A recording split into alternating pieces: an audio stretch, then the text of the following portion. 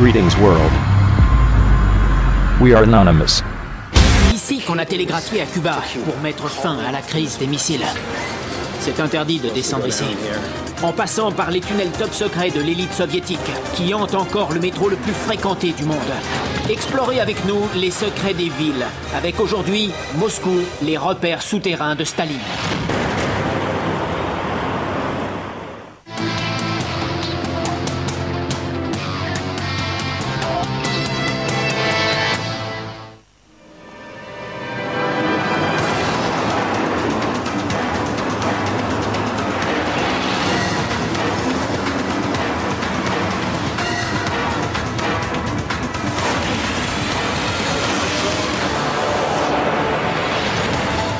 Je m'appelle Don Wildman. Aujourd'hui, je suis à Moscou, la plus grande ville d'Europe, et le centre du pouvoir du plus vaste pays du monde. Depuis plus de 700 ans, la Russie est gouvernée par des tout-puissants, parmi les plus brillants, mais aussi les plus impitoyables qu'ait connu l'histoire. Nul n'aura laissé de plus profondes séquelles que Joseph Staline. En gouvernant l'Union soviétique pendant plus de 30 ans, il transforme une nation décimée par la guerre en un géant industriel et militaire. Mais il bâtira son succès sur le sacrifice atroce de millions de ses compatriotes. Après avoir enfermé son peuple derrière un ignoble rideau de fer. Pour cela, Staline transforme la Russie en un État ultra-policé et fait de la capitale de Moscou une prison virtuelle, en surface comme en sous-sol. Bordée par la Moskova, Moscou, capitale de la Fédération de Russie, abrite plus de 10 millions d'habitants. Mais pendant près de 2 siècles, de 1721 à 1917, c'est un immense village qui ne représente qu'une infime partie du vaste empire russe. Tout change en 1917, quand le tsar Nicolas II est renversé par une sanglante révolution socialiste. L'empire russe devient alors l'Union des républiques socialistes soviétiques et transfère en 1918 sa capitale à Saint-Pétersbourg, à Moscou. De sorte que la nouvelle nation reparte sur de bonnes bases pour édifier son utopie socialiste moderne. En 1922, Joseph Staline émerge en puissant et impitoyable dictateur à la tête de l'Union soviétique. Dans les années 30, il commence à purger le parti communiste de ses dissidents. Quiconque contredit ou critique sa doctrine est emprisonné, exécuté ou disparaît mystérieusement. Pour défendre la ville de ses ennemis, Staline lance une campagne massive de construction souterraine.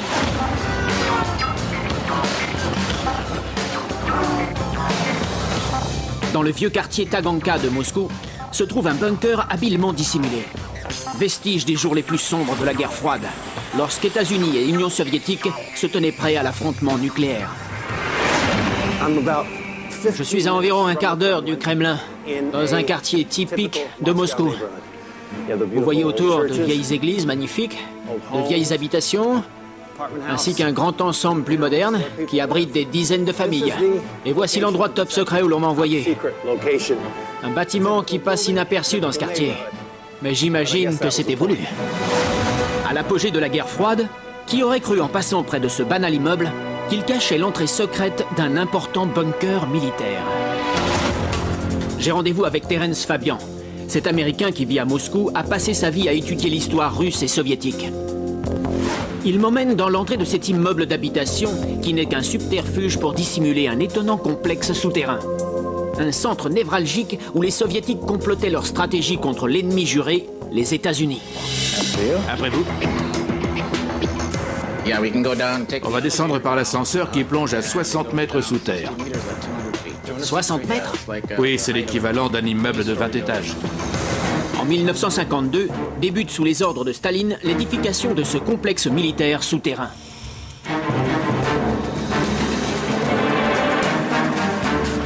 Hein? Oui. C'est parti.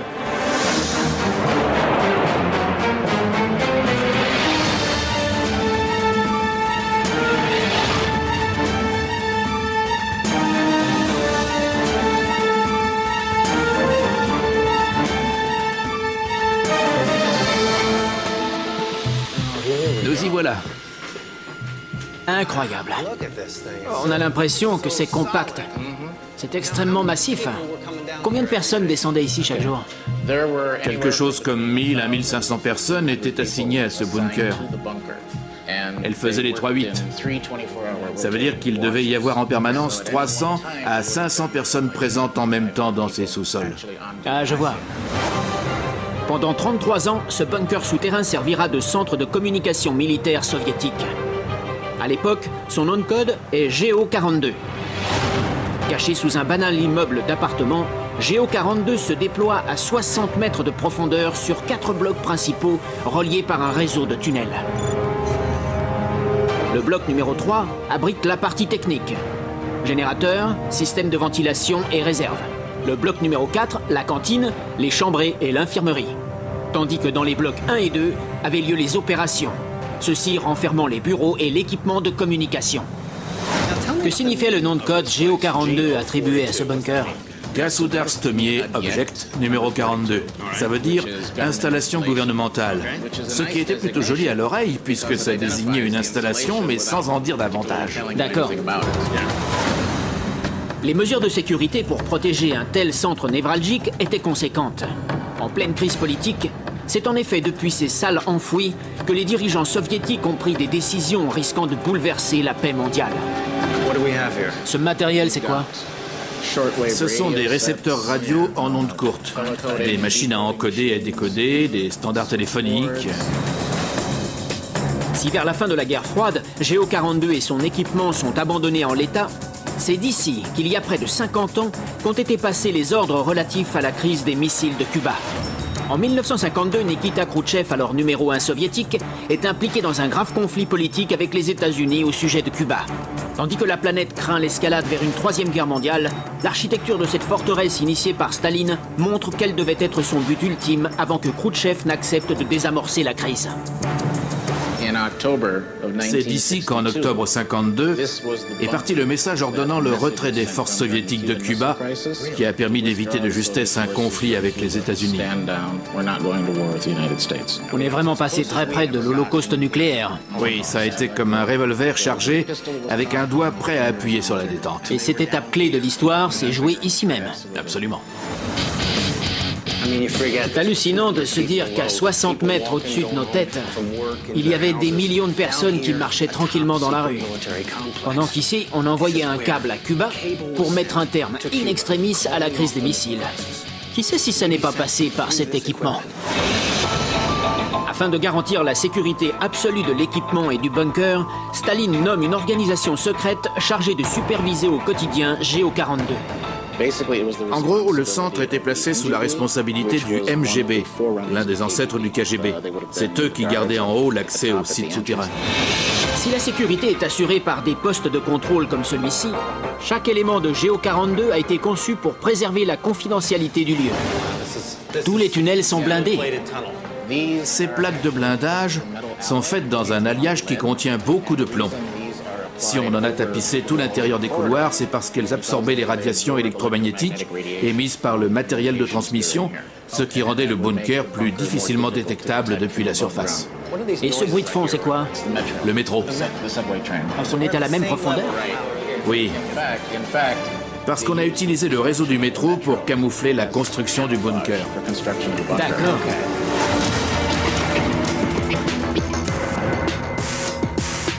Là, on arrive tout au bout du long tunnel d'évacuation. On est à 60 mètres sous la ville. Mais où est-ce que ça débouche exactement? Sur le réseau du métro. Vous entendez? C'est les rames qui passent derrière. Juste derrière cette porte, circule le métro moscovite.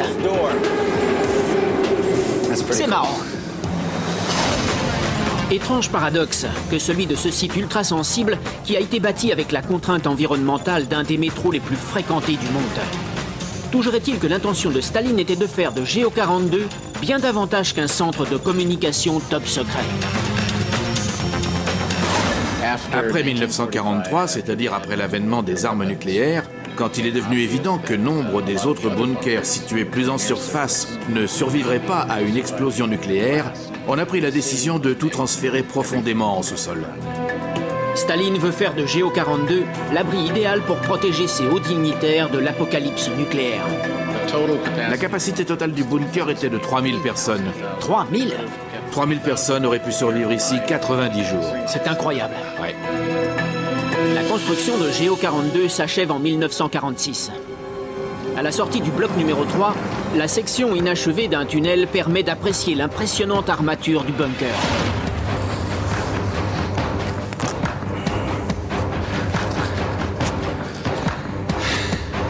Bon. Descente. Dans le chef-d'œuvre du dictateur Joseph Staline. Voici un excellent moyen de vous montrer à quoi ressemblait le travail de construction. Chacune de ces plaques d'acier recourbées fait 2 mètres de long. On les assemblait les unes après les autres, comme un jeu de construction géant. Les ouvriers boulonnaient ça en serrant un bloc, et ensuite, par les petits trous que vous voyez ici, on injectait du béton. On coulait 1,50 m d'épaisseur de béton derrière ce tunnel d'acier. Vous imaginez le travail de forçat pour avancer tout doucement, au rythme que ça devait prendre, afin de bâtir cette incroyable forteresse capable de résister à la fin du monde. Vous vous rendez compte de la paranoïa induite par la menace nucléaire? Pour que des gens s'échinent à construire des tunnels sans fin à 60 mètres sous terre, pendant que de l'autre côté, aux USA, les gens creusaient des abris anti-atomiques familiaux dans leur jardin. Sauf que là-bas, c'était l'affaire de chacun de se protéger. Et ici, le délire d'un seul homme mégalomaniaque, Joseph Staline.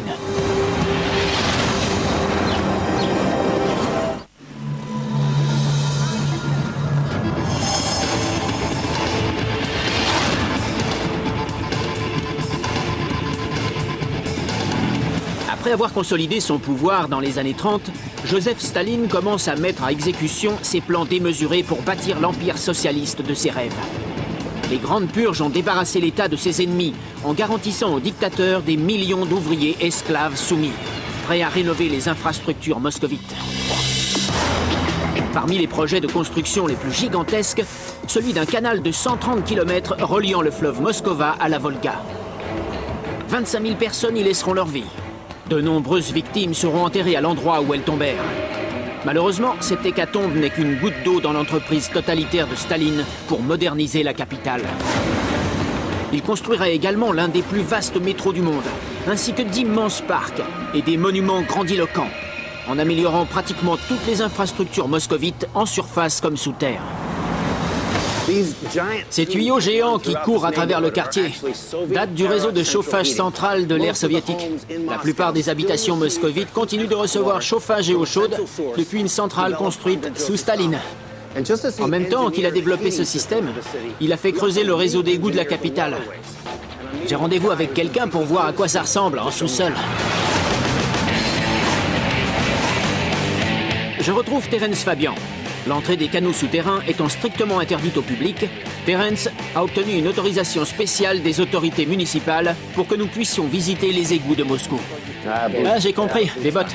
Oui. Ces 5900 km de galeries développées par Staline pour moderniser la ville et qui circulent à 60 mètres sous les rues ont été également le théâtre d'évasions audacieuses et le site obscur de geôles et de salles de torture. Il y a beaucoup d'eau là-dessous. Il dit qu'avant de descendre, il faut enfiler un harnais de sécurité. Certainement. Merci. Parfait. Une échelle. En fait, c'est très rudimentaire finalement. Oui.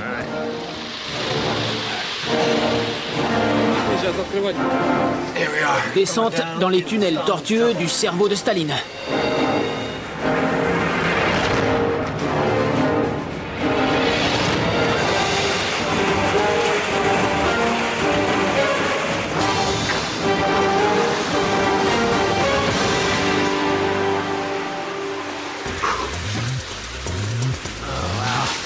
On est bon.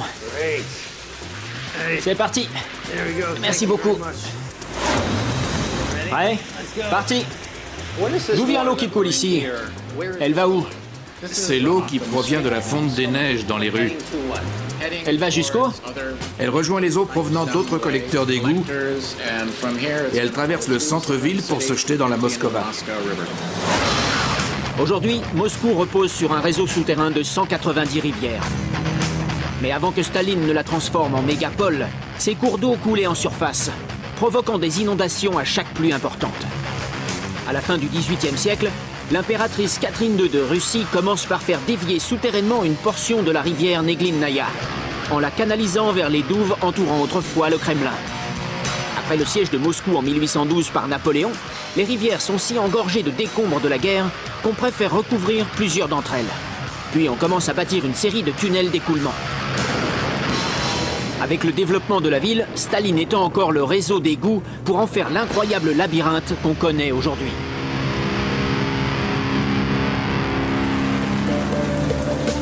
Des années durant, ce monde souterrain construit pour sauver la ville des crues offre un abri idéal aux citoyens de l'ombre. Ces tunnels ont abrité des sans-logis, des détenus en cavale, ainsi que des contrebandiers qui y cachaient leurs marchandises. Et sous le Kremlin, il y avait même des geôles et des salles de torture. Ah, je vois. À la différence près qu'en cas de forte précipitation, les flots canalisés dans ces tunnels balayaient tout sur leur passage. Tant que Moscou n'était qu'une ville portuaire surpeuplée, les crues permanentes restaient supportables. Mais en devenant la capitale d'un vaste empire, il fallait que les choses changent, et vite. Les 200 ans pendant lesquels Saint-Pétersbourg a été la capitale de la Russie, Moscou est resté une ville très négligée. Au début du XXe siècle, ce n'était encore qu'un gros village sans armature urbaine. Ce n'est qu'en 1931 qu'on a voulu en faire une capitale moderne. Staline était obsédé à l'idée de faire rapidement de Moscou l'emblème de son délire totalitaire. Pour cela, il fallait d'abord maîtriser ses cours d'eau. Ses ingénieurs commencent par réparer les tunnels existants, comme celui-ci. Puis, ils construisent un nouveau réseau d'égouts destiné à juguler définitivement les inondations. Mais pour tenir les délais stricts imposés par Staline, il faut alors une main-d'œuvre considérable et peu coûteuse. Mais qui étaient ces personnes qui ont creusé ces tunnels ? Dans les années 1930, on a commencé à exploiter la force de travail des prisonniers. Et on s'est dit, pourquoi ne pas les faire participer à la modernisation des tunnels dans le cadre de la modernisation de la capitale ? Mais les prisons ne comptant pas assez de criminels pour satisfaire aux caprices de Staline, ce dernier enrôle un autre type de main-d'œuvre, les ennemis de la révolution. Quiconque s'oppose au régime ou ose le critiquer est jeté dans un goulag, un camp de travaux forcés. Des millions de Russes s'échineront en labeur jusqu'à y laisser leur vie, tandis que d'autres seront tout bonnement assassinés. L'écrivain Solzhenitsyn a estimé que sous le règne de Staline, quelques 60 millions de personnes sont mortes. C'est 3 fois le nombre de victimes de la Seconde Guerre mondiale. 60 millions de personnes sacrifiées. C'est le prix qu'il a fait payer à son pays pour le moderniser aussi vite que possible. Exactement. Dans quel délai ? 10 ou 20 ans peut-être, pour faire passer l'Union soviétique de l'état de pays du tiers-monde à celui de première puissance militaire. Si ces égouts recueillent aujourd'hui les eaux d'écoulement des quartiers en les protégeant des crues et des maladies, le réseau à peine achevé par Staline se retourne contre lui. Quiconque est traqué par les services secrets du dictateur pour s'être opposé au régime trouve dans ces galeries une échappatoire.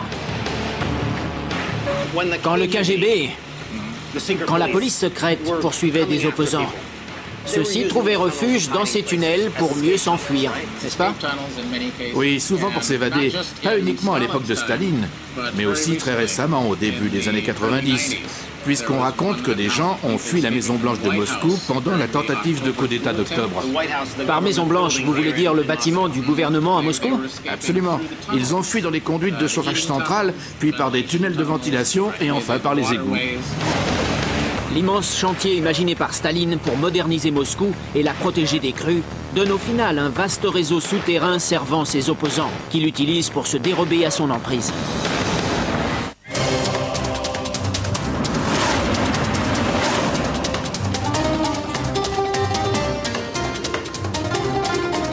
Merci.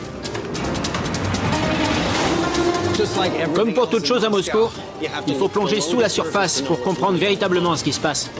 Le métro moscovite a beau être le plus beau du monde avec ses lustres, ses carreaux de marbre et ses fresques en mosaïque, son but ultime est de réussir à protéger civils et gouvernements en cas de crise, même si dorénavant il n'y a plus de risque de conflit nucléaire. Terence Fabian, expert militaire, m'emmènera tout à l'heure visiter la station Chesty Proudy pour me montrer les preuves de l'objectif ultime dissimulé derrière ce splendide métro.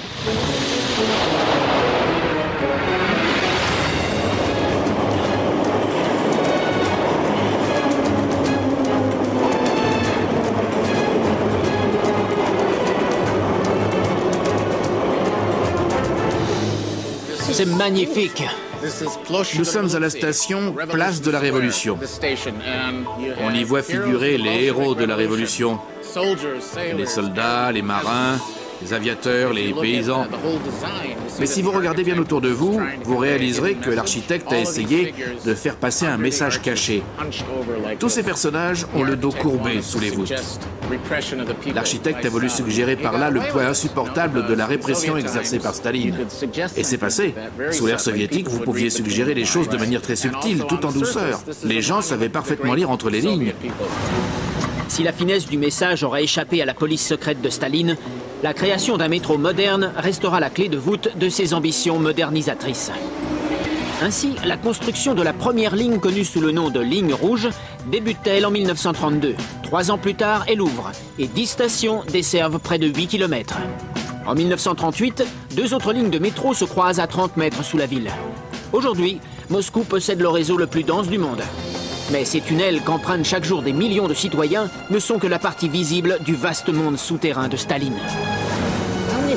Combien d'usagers prennent ces lignes chaque jour? En semaine, entre 8 et 9 millions. Tant que ça par jour? Oui, sur toute l'année, ça fait à peu près 3 milliards d'usagers. Milliards? Exact. La moitié de la population de la planète. Il a fallu la main-d'œuvre de 75 000 ouvriers pendant 5 ans pour creuser l'un des métros les plus profonds du monde. Nombre d'entre eux étaient des mineurs et des ouvriers de l'acier. D'autres de simples étudiants volontaires pour contribuer à la vision stalinienne d'un État socialiste moderne.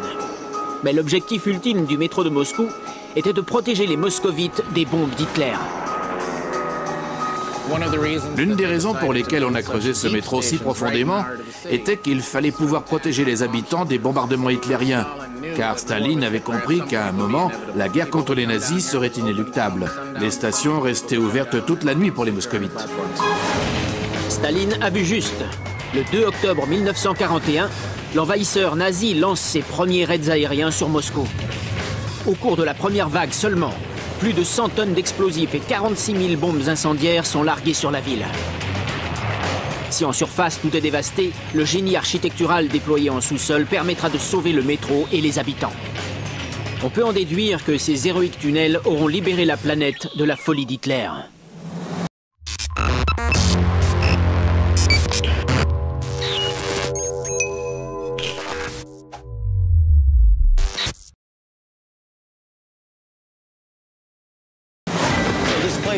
Cet endroit a donc un rôle de défense civile. Absolument. Quand on voit la structure métallique de la porte colossale qui refermait ce réseau, avec au sous-sol la trace du rail de fermeture, on comprend le rôle essentiel de défense passive joué par cette infrastructure. Si des années durant, les moscovites ont vécu en sachant qu'ils pourraient y trouver refuge en cas de bombardement, ils ignorent néanmoins ce qui se cache sous leur métro. Terence m'emmène vers une autre station pour me donner un autre aperçu de l'univers top secret dissimulé sous les dédales des tunnels. La station Chesty Proudy est située sous le cœur de Moscou. Par sa position centrale et sa profondeur de 37 mètres, c'était le site idéal pour implanter un quartier général militaire.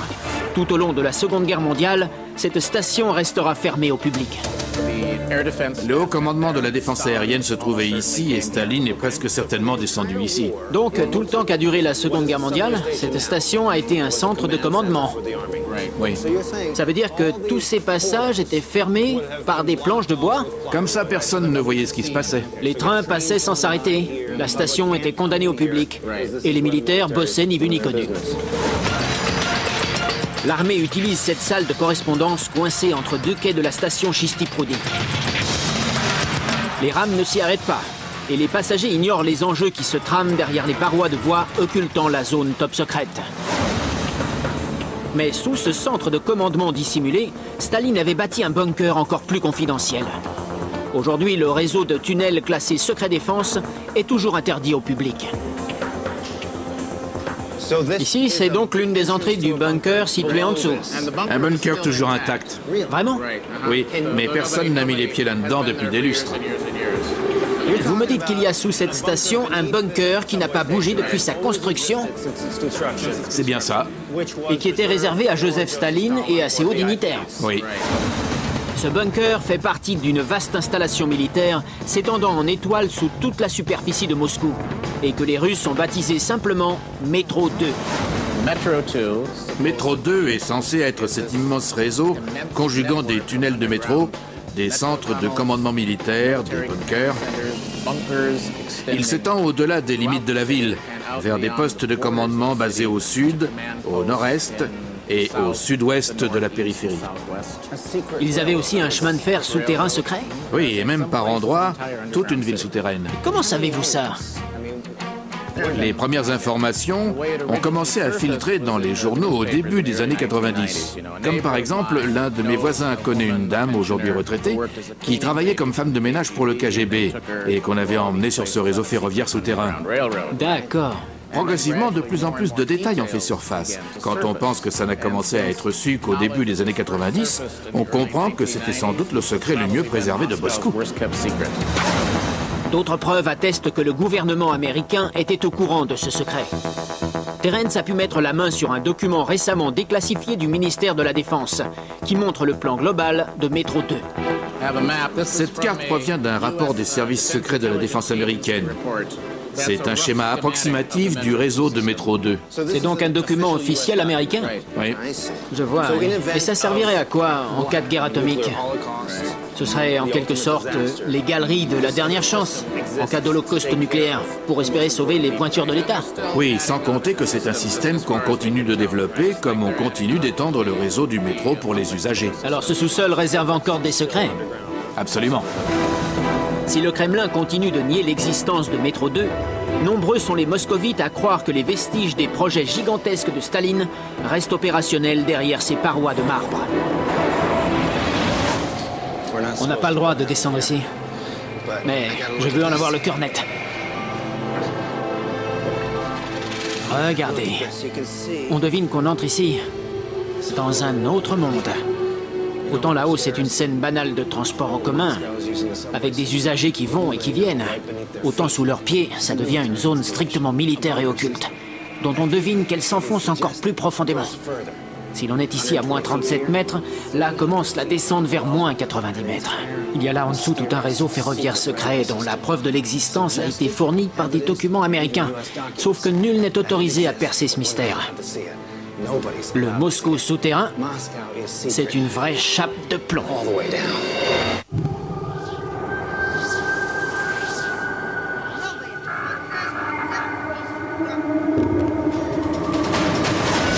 Staline gouvernait avec une main de fer. Il avait planifié d'édifier cette capitale pour inspirer la peur. C'est ainsi qu'il a commandé le Palais des Soviets. Cet édifice était prévu pour être le plus haut du monde, surmonté d'une gigantesque statue de Lénine d'environ 90 mètres de haut.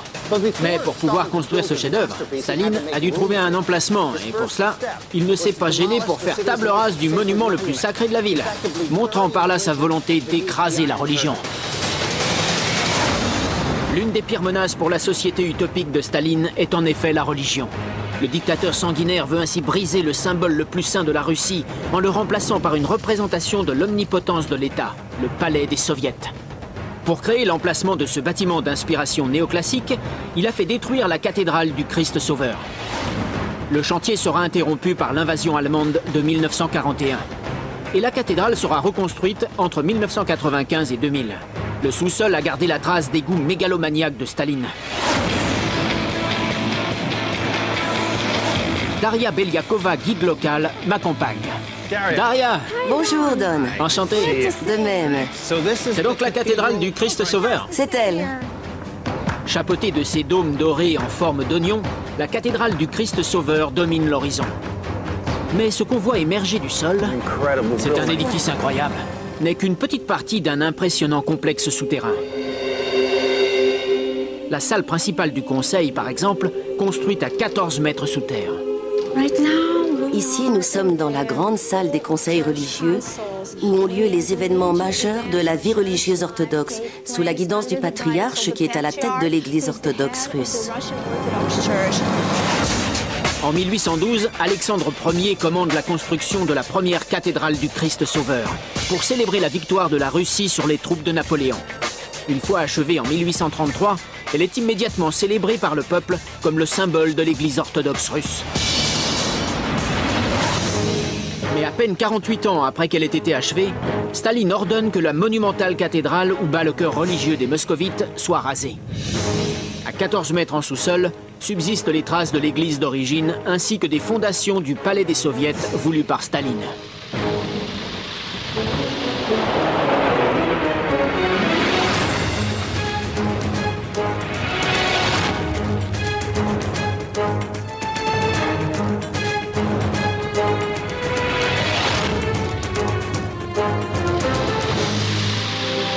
Daria me présente Oleg Bogdanov, un expert en bâtiment qui connaît le moindre secret de l'édifice le plus sacré de Russie. Qu'est-il arrivé à la cathédrale qui se dressait ici, à l'origine?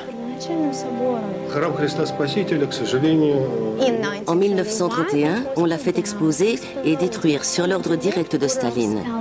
Pourquoi a-t-il fait ça? Parce que les communistes poursuivaient un but unique. Dans tout le cours de l'histoire, on ne trouve pas un seul exemple de nation qui n'ait pas de Dieu à adorer. Or, c'est ce à quoi les communistes voulaient arriver. Il n'y avait pas de terrain d'entente possible pour que communisme et orthodoxie espèrent cohabiter. Tous deux étaient des rivaux absolus. En seulement 6 jours, à l'aide de 3 charges massives de TNT, Staline réduit à néant le symbole le plus sacré de l'Église orthodoxe russe.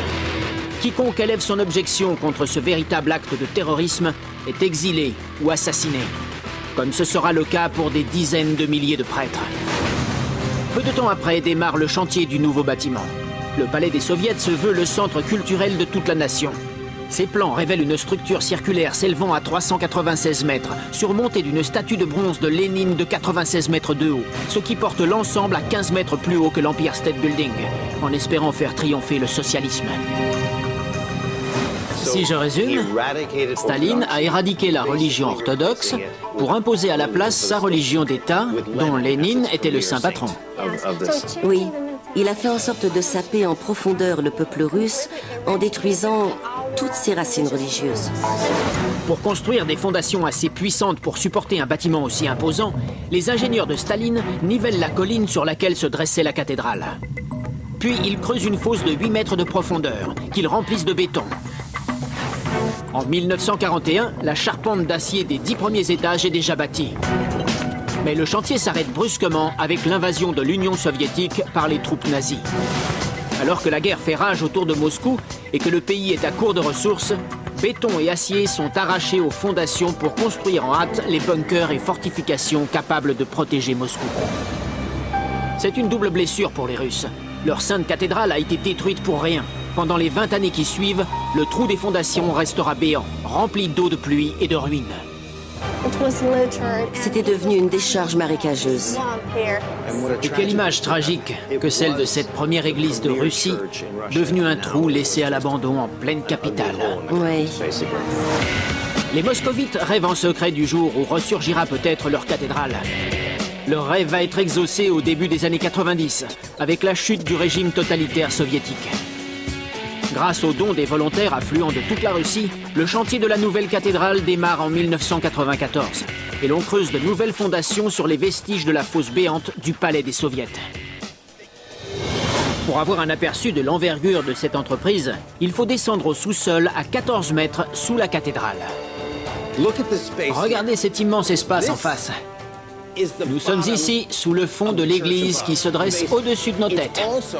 Mais nous sommes également à l'intérieur de la superstructure qu'il a fallu reconstruire pour recréer l'ancienne colline. Joseph Staline avait fait abattre l'ancienne cathédrale pour élever son palais à la gloire du communisme.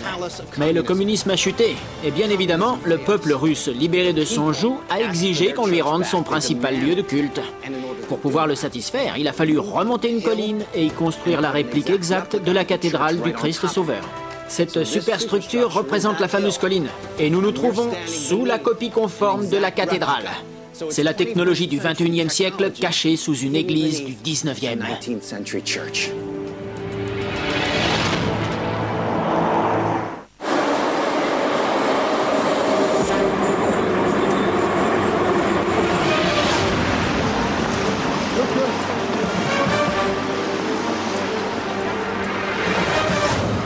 Dès les années 30, Staline savait qu'un jour ou l'autre, il lui faudrait affronter Hitler.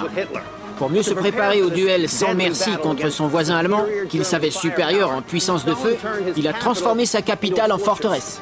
Partout où il savait qu'il devrait être, il faisait creuser un bunker juste en dessous.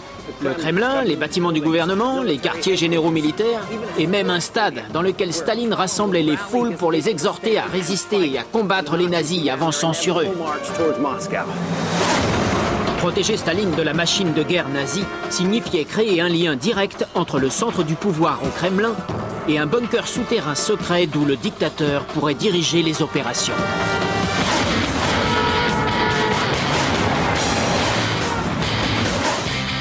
Là-haut, c'est le stade, n'est-ce pas? Oui, c'est le stade. L'historien soviétique Gennady Kuznetsov m'emmène visiter l'énorme et profond bunker connu sous le nom de Izmaïlovo, qui fut créé comme un ultime pare-feu pour résister à l'invasion des troupes hitlériennes. En vérité, le marché, comme tout le reste ici, faisait partie d'un vaste complexe militaire. Exactement, oui. Staline a déjà fait construire un réseau de bunkers sous le Kremlin. Mais dans l'éventualité où le gouvernement central tomberait aux mains de l'ennemi, il lui faut un poste où se rabattre en sécurité à la périphérie de la ville pour mener son dernier combat. Le site choisi, un stade olympique.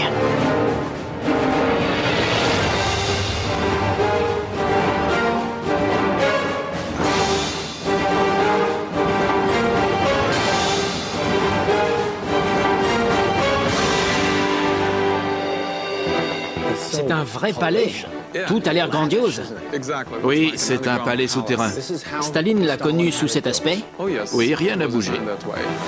En 1933, Staline annonce la construction sur ce site d'un nouveau stade olympique. Ce que son peuple ignore, c'est qu'à 7 mètres en sous-sol, on bâtit une installation autrement plus importante aux yeux du dictateur. Quand vous parlez de construction, vous n'évoquez pas seulement celle de ce bunker, mais aussi celle du stade au-dessus. Exactement, les deux ont été bâtis en même temps. Pourquoi ?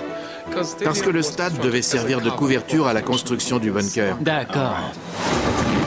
Mais en 1939, les premières grandes batailles de la Seconde Guerre mondiale qui font rage incitent les Soviétiques à mettre dans les forts de guerre tout leur argent et leur main-d'œuvre. La construction du stade restera inachevée. Ça représente quel espace souterrain? Après son achèvement, ça représentait 93 000 mètres carrés. 93 000? Oui. Le bunker a été creusé jusqu'à 4 niveaux de profondeur sous une colline adjacente au stade. Des salles accueillaient chars, armes et réserves. Au centre se trouvait la salle principale de conférence, ainsi que le bureau personnel de Staline. Chaque pièce était construite à l'épreuve des bombes, grâce à plusieurs épaisseurs de béton armé. Mais Izmaïlovo est bien davantage qu'un bunker géant sous un stade. C'est un réseau complexe de lignes de métro souterraines et de routes reliant la ville secrète au Kremlin.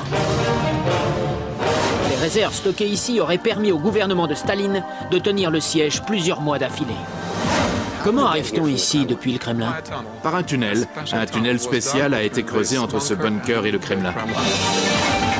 Ce tunnel fait partie de Métro 2, le réseau top secret de transport souterrain de Staline. Si les Allemands devaient prendre le centre de Moscou, Staline et ses généraux emprunteraient Métro 2 jusqu'à ce bunker afin de décider de la stratégie d'urgence à adopter. On aurait donc vu ici tous les généraux et les hauts dignitaires écouter Staline parler depuis cette chaise. Oui, on peut imaginer la scène, sauf qu'il préférait ne pas s'asseoir, mais marcher en parlant. Ou alors il serait venu parler depuis le centre de cette rotonde, où l'acoustique a une résonance caractéristique. Cet étonnant effet de résonance, typique de la construction des églises russes, s'obtient en insérant des pots de terre vides dans le centre du dôme. Les pots capturent les sons et les font circuler en créant une réverbération amplifiée. Au contraire des microphones, cette amplification naturelle est indétectable par les outils de surveillance et ne risque pas de tomber en panne en cas de coupure de courant. Mais Staline avait d'autres raisons à ça. Il avait une voix très faible. Il fallait donc que tout le monde puisse l'entendre. Ce procédé acoustique servait en même temps à amplifier le personnage et à lui donner de la puissance. Donc en parlant depuis le centre de la coupole, on se sent comme Dieu tout-puissant. Voilà. Si Staline devait s'adresser à son élite depuis cette rotonde souterraine, les conversations privées étaient prévues pour se tenir en tête-à-tête dans son bureau. Voici son bureau avec ses 3 téléphones, l'un relié au NKVD ou au KGB. La police secrète. Exactement. Le second pour les conversations avec le quartier général des armées et le 3e avec le gouvernement. Profondément paranoïaque, Staline avait l'obsession d'éliminer ses ennemis potentiels en utilisant sa police secrète pour jeter des millions de ses compatriotes, parmi lesquels certains de ses meilleurs généraux, en camp de concentration, au point d'être aveugle au danger immédiat d'Hitler. Il a complètement ignoré les informations fournies par les services secrets postés à l'ouest du pays, comme quoi les troupes nazies allaient envahir l'Union soviétique le 22 juin. Si Joseph Staline s'est préparé à une guerre contre l'Allemagne, il ne s'attend pas à ce qu'elle arrive si vite. En 1939, l'Allemagne et l'Union soviétique signent un pacte de non-agression. Staline pensant qu'il sera respecté. Mais quand l'information tombe qu'Hitler lance l'attaque, Staline en est profondément choqué. C'était un Géorgien qui avait été élevé selon les traditions du Caucase. Quand un homme promet quelque chose, il doit tenir sa promesse. C'était une trahison d'Hitler. Ça a été très dur à accepter. Comme une dépression. Oui. Pendant 5 longues journées, la nation attend que son chef suprême se remette, alors que les troupes allemandes ont déjà pénétré le pays, écrasant une armée soviétique prise au dépourvu. Quand Staline émerge enfin, il se lance tête baissée dans l'action, transformant les usines civiles en fabriques de munitions et exhortant son peuple à combattre. En décembre 1941, les perspectives sont fort sombres pour l'armée rouge. Les divisions de panzer allemands se sont postées à 30 km autour de Moscou. Tout porte à croire que Staline devra passer le reste de la guerre terré dans son immense bunker sous le stade olympique. Mais avec l'arrivée des températures hivernales et les défenses moscovites tenant bon, Hitler réalise l'énorme erreur stratégique qu'il a commise. Sur les 4 mois de la bataille de Moscou, on estime les pertes à 200 000 soldats allemands, tandis que les soviétiques déplorent 1 million de morts. Avec le retrait forcé des troupes allemandes, s'amorce le début de la fin de la guerre.